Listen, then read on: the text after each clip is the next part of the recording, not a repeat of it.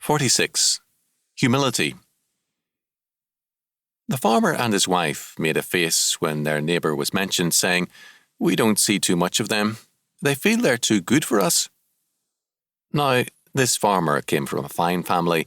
His father had been one of the wealthiest men of the country and a big landowner. But the farmer, now nearing retirement age, was only a renter, and a poor one at that. Apart from his car and some furniture, he had nothing to show for a lifetime of work. His neighbour?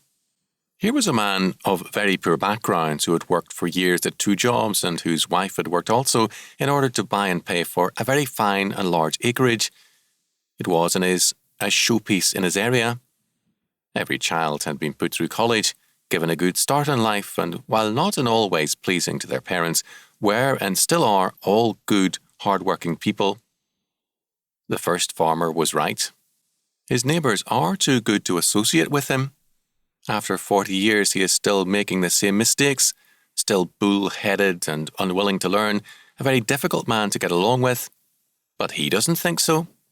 He has often said and still says, "This is a democracy and every man is as good as the next one." This was his problem.